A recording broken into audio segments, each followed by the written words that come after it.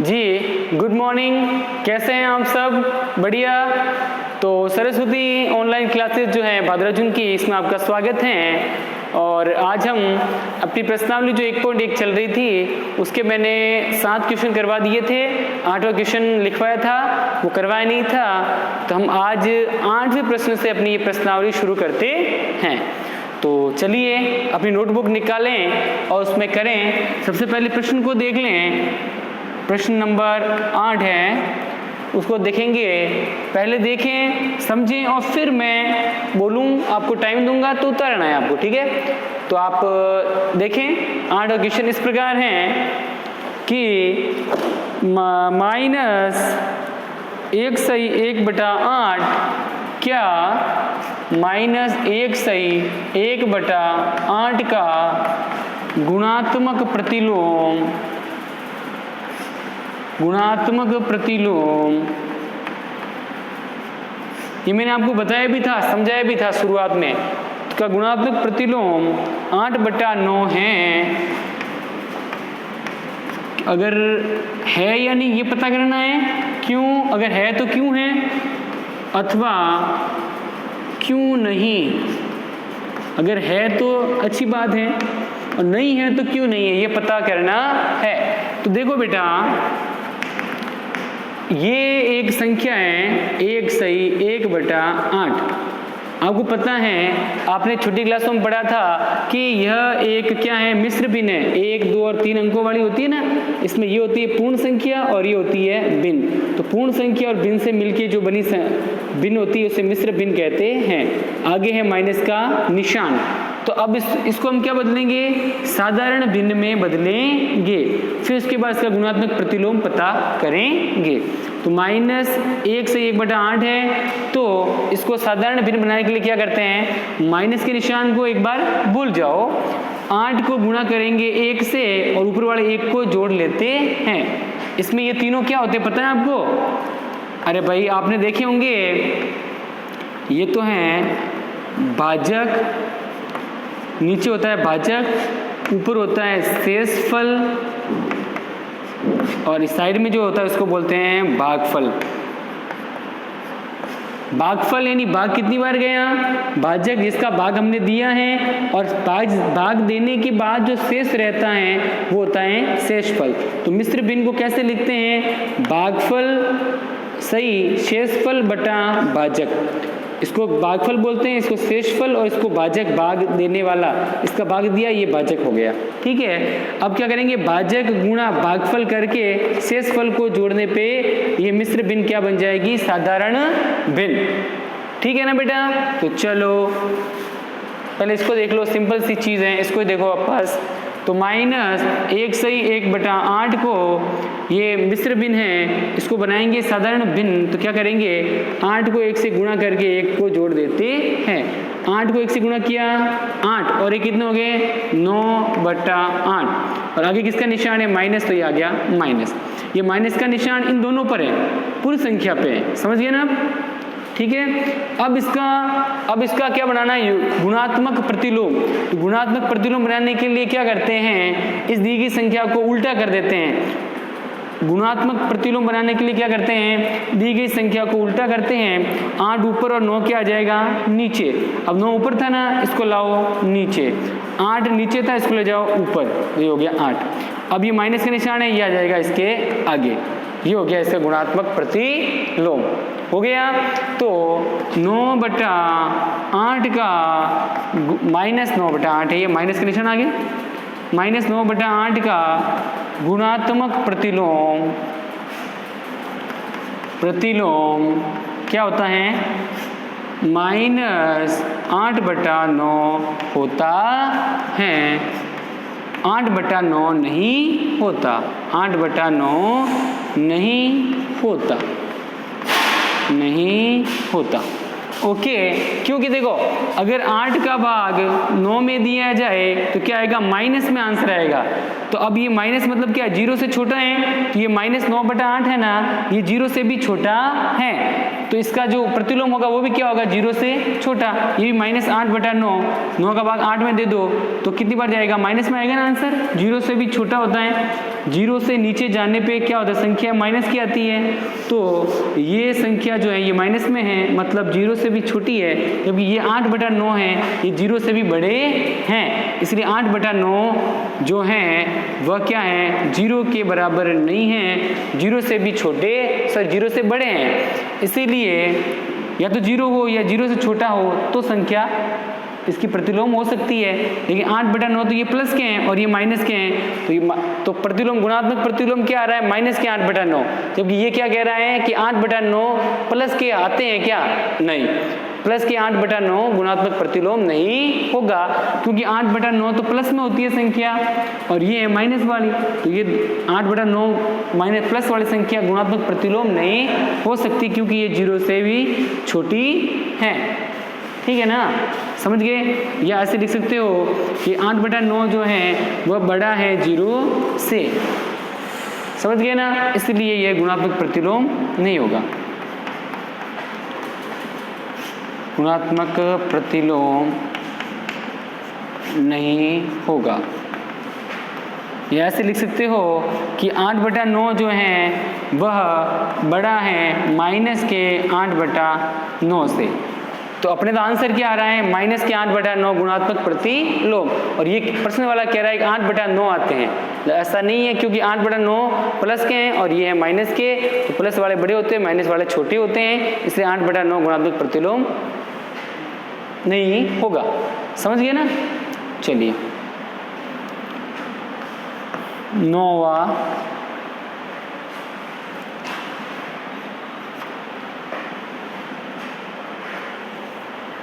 अब 9वां क्वेश्चन करेंगे, ये भी ऐसे ही है, क्या 3 से 1/3 का गुणात्मक प्रतिलोम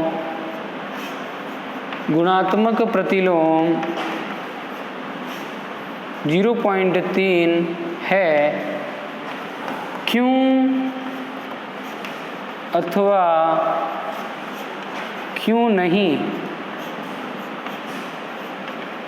ये पता करना है। ओके, चलो तो आंसर करेंगे, देखना ध्यान से, ये 3 से 1/3 है, वापस ये क्या आ गई, मिश्र भिन्न। तो 3/3 ये जो मिश्र भिन्न है इसको साधारण भिन्न बनाएंगे तो क्या करेंगे, 3 को 3 से गुणा और एक ऊपर वाले 1 को जोड़ देते हैं, तो 3 तिया 9 और 1 जोड़ा कितने हो गए 10, बट्टा में 3 के 3 ही आएंगे। हर जो है नीचे क्या होता है, हर होता है ना, ये वही रहता है, हर जो है वही रहेगा, तो आगे 10/3।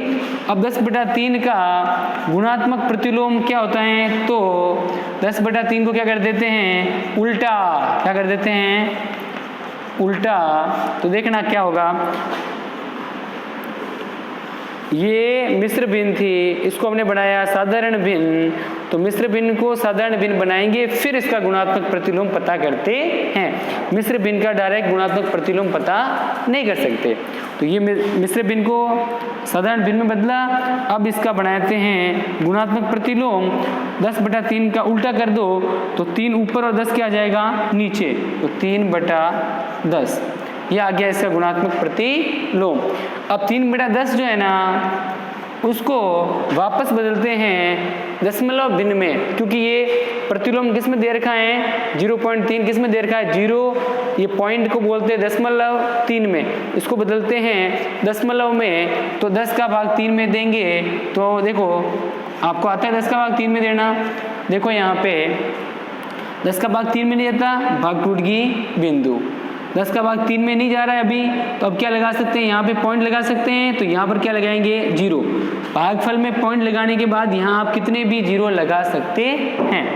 10 का भाग 30 में गया 3 बार, 10 तिया 30, 3 बार गया आया 30, 30 में 30 के बीच में 0, ये कितना आ गया 0.3, तो हमने 3/10 को किस में बदल दिया 0.3 या 0.3 में, तो ये 3/10 क्या है, गुणात्मक प्रतिलोम क्या है 3/10, इस 3/10 को बदला 3 में 10/3/10 कहो या 0.3 कहो, बात एक ही है ना। तो 10/3 का गुणात्मक प्रतिलोम क्या होता है, 3/10 कहो या 0.3। तो इसका बात सही है ना कि 3 से 1/3 को बदला 10/3 में, इसका गुणात्मक प्रतिलोम होता है 3/10, इसको अपन लिख सकते हैं 0.3 लिख सकते हैं ना। तो इसका मतलब ये हुआ कि इसका गुणात्मक प्रतिलोम 0.3 होता है। तो आप लिखेंगे 3 से 1/3 का गुणात्मक प्रतिलोम 0.3 होता है।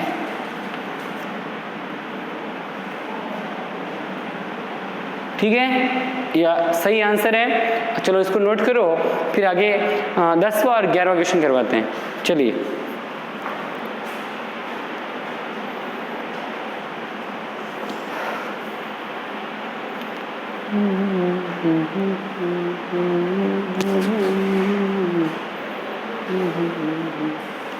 जल्दी से कीजिए, आराम से तो नहीं करना है।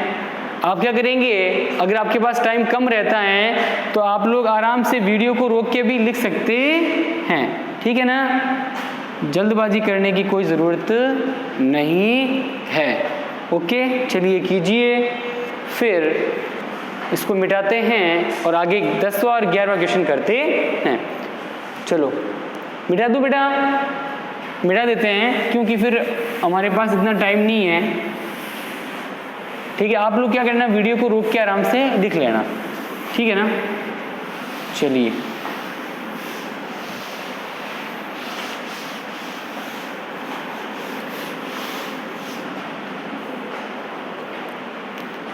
आप जब भी वीडियो को देखें ना तो स्क्रीन को बड़ी करके देखें।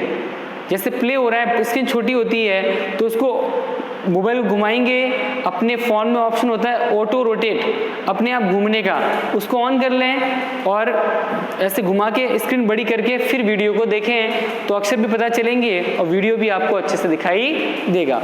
या फिर आपके पास जो वीडियो भेजे जा रहे हैं उसमें जो लिंक दे रखी है वीडियो का, उसके नीचे ऐसे ब्लू अक्षरों में लिंक लिखी होती है, YouTube ... ऐसे लिखी होती है। उस पर यूट्यूब पे जब उस वेबसाइट पे क्लिक करें, उस लिंक पे क्लिक करने के बाद आप सीधा यूट्यूब में जाएंगे और फिर स्क्रीन बड़ी करके फिर आराम से वीडियो को देखें, ठीक है ना बेटा। चलिए, तो 10वां क्वेश्चन देखेंगे अभी। 10वां क्वेश्चन ये है कि ऐसी परिमेय संख्या जिसका कोई व्युत्क्रम नहीं है, लिखिए। इसमें क्या करना है, ये आपसे लिखने का बोल रहे हैं। इसमें पहला है 1 नंबर, ये कह रहा है ऐसी संख्या लिखिए, ऐसी परिमेय संख्या, कौन संख्या, परिमेय संख्या,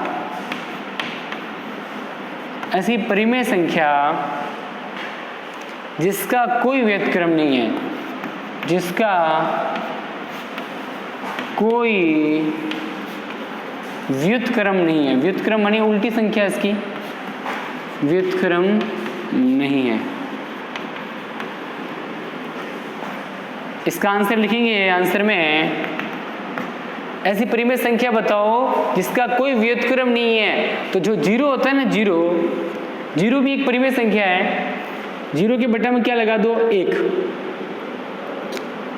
अब इसका उल्टा कर दो, 1/0। 0 का भाग 1 में गया, कितना है वापस, 0। तो 0 जो है उसके 0 का तो 0 ही आ रहा है वापस। अरे भाई, को ये प्लस के हैं या माइनस के हैं, यहाँ प्लस हो या माइनस आ जाए तो ये इसका व्युत्क्रम होता है। कोई संख्या है प्लस की है, उसको उल्टा कर दें तो माइनस की हो जाए तो वह उसका व्युत्क्रम होती है। लेकिन 0 में तो 0 एक परिमेय संख्या है, 0 में भाग दिया 1 का। अब इसको देखो, 0 में 0/1 लिख सकते हैं इसको। 1 का भाग दिया 0 में, 1 का भाग दिया 0 में तो क्या आएगा वापस, 0। या 1/0 लिखो तो भी क्या आएगा वापस, 0।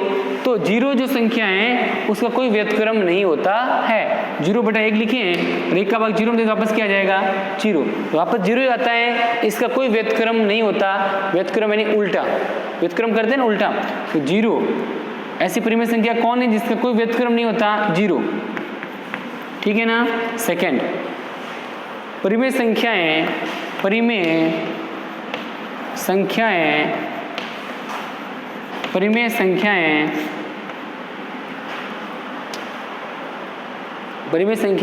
जो अपने व्युत्क्रम के समान है, जो अपने व्युत्क्रम के समान है।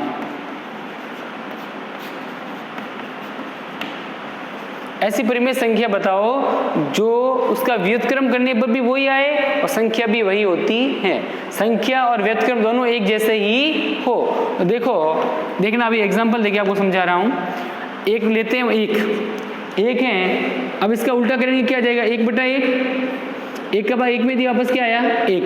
तो 1 का व्युत्क्रम क्या होता है 1, वापस 1 होता कि नहीं होता, तो 1 का व्युत्क्रम 1 होता है। और -1 ले लो, -1 में 1 का भाग -1 में दिया, कितनी बार गया -1 बार, 1 का भाग 1 में 1 बार और माइनस का माइनस, तो -1 का भी व्युत्क्रम क्या होता है -1। तो 1 और -1 इन दोनों का व्युत्क्रम, 1 का भी व्युत्क्रम 1 होता है और -1 का व्युत्क्रम भी -1 होता है। तो 1 और -1 का व्युत्क्रम अपने व्युत्क्रम के समान होता है। तो लिखेंगे 1 तथा -1 परिमेय संख्या का या परिमेय संख्या अपने व्युत्क्रम के समान होती है, अपने व्युत्क्रम के समान है, व्युत्क्रम के समान है। तो ऐसी कौन संख्या है जो अपने व्युत्क्रम के समान है? 1 का व्युत्क्रम करो तो भी 1 आएगा, -1 का व्युत्क्रम करो तो भी -1 ही आएगा। तीसरा,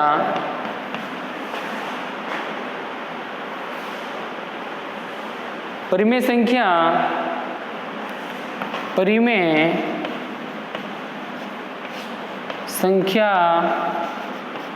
जो अपने ऋणात्मक के समान है। अब आप बताओ, मैंने आपको बताया भी था ऐसी कौन सी परिमेय संख्या है जो अपने माइनस वाले ऋणात्मक के समान होती हैं, बताइए जल्दी से। मैंने आपको बताया भी था, जल्दी से बताइए।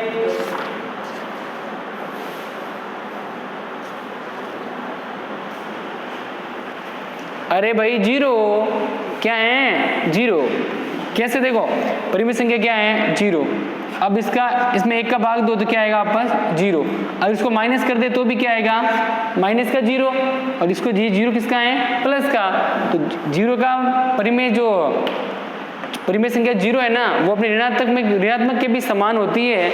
मतलब अगर इसको 0 लिखो या -0 लिखो, बात तो एक ही है ना। अरे भाई ये परिमेय संख्या 0 है, इसको -0 लिख सकते हैं, तो इसका परिमेय संख्या और ऋणात्मक दोनों एक जैसे होते हैं। तो आप लिखेंगे 0 को चाहे प्लस में लिखो या माइनस में लिखो, रहती परिमेय संख्या वो ऐसी ही है। तो 0 जो है वो उसका 0 परिमेय संख्या और इसका माइनस में लिखो तो भी एक समान रहता है। चलिए इसको नोट कीजिए, फिर 11वां क्वेश्चन करवाते हैं।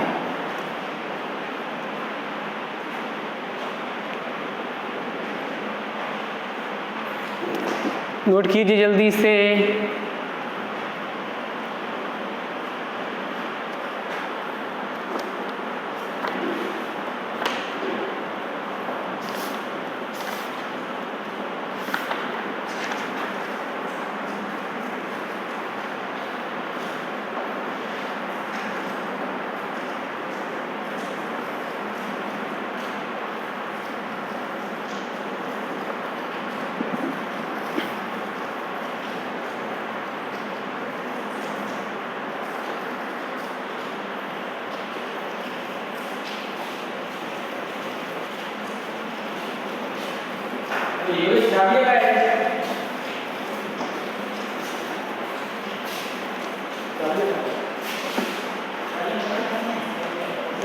चलो लिख लिया होगा, मिटा दें,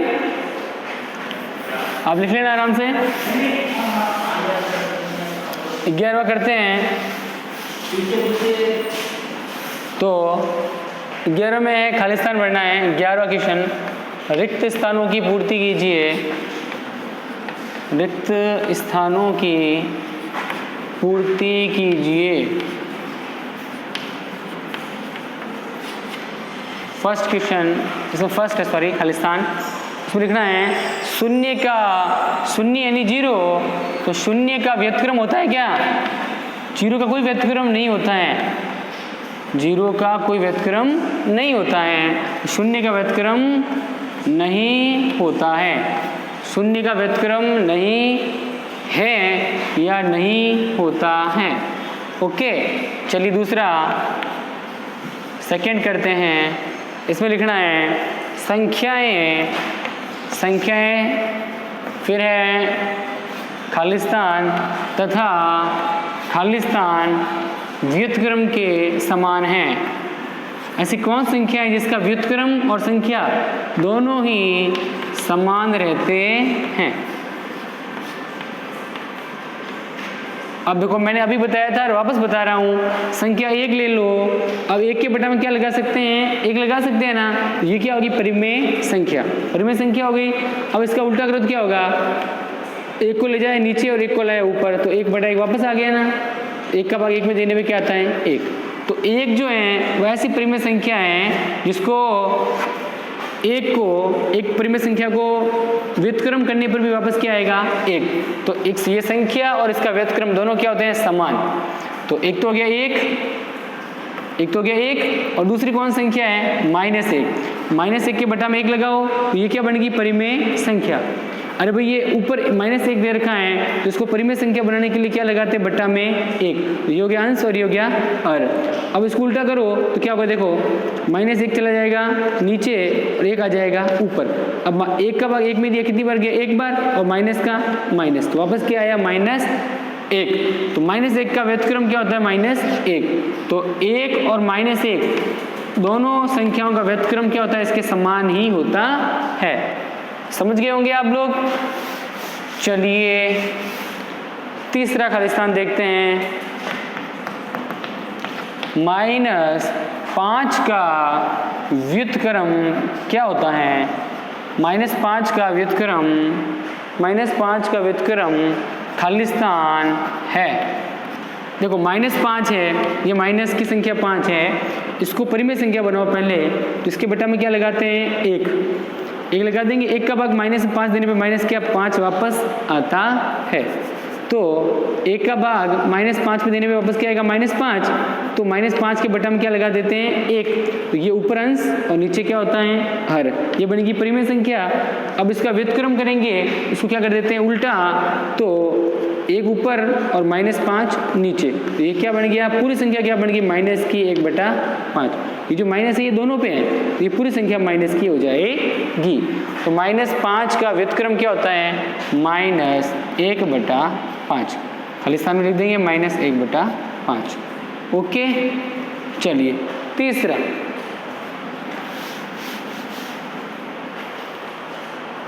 अगर चौथा कह रहा है, चौथा 1/x है, 1/x जहाँ पर x बराबर नहीं है 0 के, मतलब x जो 0 के बराबर नहीं है, मतलब 0 से बड़ा है, तो इसका व्युत्क्रम क्या होगा? 1/x का व्युत्क्रम क्या होगा? व्युत्क्रम है क्या होगा? देखो ये 1/x है, 1/x जहाँ पर x क्या है? 0 नहीं होना चाहिए। x बराबर क्या नहीं होना चाहिए? x बराबर नहीं होना चाहिए 0 के, मतलब 0 से बड़ा हो सकता है, 0 के बराबर या 0 से छोटा नहीं होना चाहिए। तो x का भाग 1 में देंगे तो क्या आएगा? वापस x। अब ये संख्या है, इसका उल्टा कर दो तो भी क्या आएगा? देखो 1/x का उल्टा करेंगे तो x ऊपर और 1 नीचे, ये बन गया व्युत्क्रम। 1 का भाग x में देने पे क्या आता है? x। आता कि नहीं आता? 1 का भाग x में देने पे क्या आता है? x। तो 1/x का व्युत्क्रम क्या होगा? x। क्या होगा? x। समझ में आई बात? अरे भाई 1/x कह रहा है, ये हो गया 1/x, तो x बराबर नहीं है 0, x क्या है? 0 से बड़ा है, ठीक है, 0 से बड़ा होना चाहिए। q बराबर, देखो परिमेय संख्या क्या नियम है कि वो संख्या जो p बटा q के रूप में लिखी जाती हैं उसे परिमेय संख्या कहते हैं। जहां पर q जो है वो नहीं होना चाहिए बराबर 0, 0 से बड़ा हो सकता है, 0 या 0 से छोटा नहीं होना चाहिए। इसने भी यही कहा है कि x जो है वो 0 नहीं होना चाहिए या 0 से छोटा नहीं होना चाहिए। ठीक है, 0 से बड़ा हो सकता है। 1/x है, इसका व्यतक्रम करेंगे। व्यतक्रम बनाने के लिए क्या करते हैं, उल्टा x ऊपर और 1 नीचे कर दिया। 1 का भाग x में देने में क्या आता है x, तो 1/x का व्यतक्रम क्या हो गया x, तो ये आ गया x। समझ गए आप लोग। चलिए इसके बाद चौथे के बाद पांचवा कर लेते हैं। लिखो, दो परिमेय संख्याओं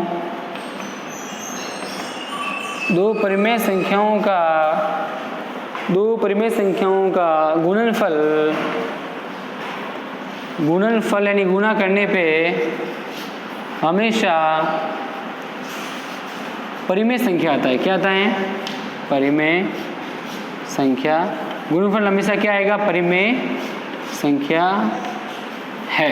ओके, कैसे देखो, दो परिमेय संख्या ले ले, जैसे 3/2 गुणा 5/3, 3 को 5 से गुणा किया 15, 2 को 3 से किया 6। ये क्या आ गई परिमेय संख्या, अंश बटा हर में, ये भी अंश बटा हर में। तो दो परिमेय संख्याओं को गुणा करें तो जो गुणनफल आएगा वो हमेशा क्या होगा, परिमेय संख्या। ओके, तो हमने कोष्टक खालिस्तान में लिखा है परिमेय संख्या। लास्ट है धनात्मक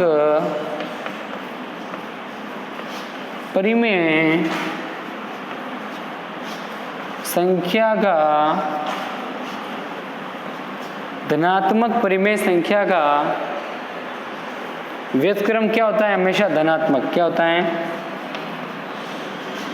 कैसे देखो, अभी धनात्मक है, खालिस्तान में धनात्मक लिखा है हमने कि धनात्मक परिमेय संख्या का व्युत्क्रम क्या होता है, धनात्मक यानी जो संख्या प्लस की है उसका व्युत्क्रम भी प्लस में ही आएगा। जैसे देखो ये 5 है, इसका व्युत्क्रम करें तो क्या आएगा, 5 के बटा में 1 लगा सकते हैं, उल्टा करो तो 1 ऊपर और 5 नीचे, क्या हो गया 1/।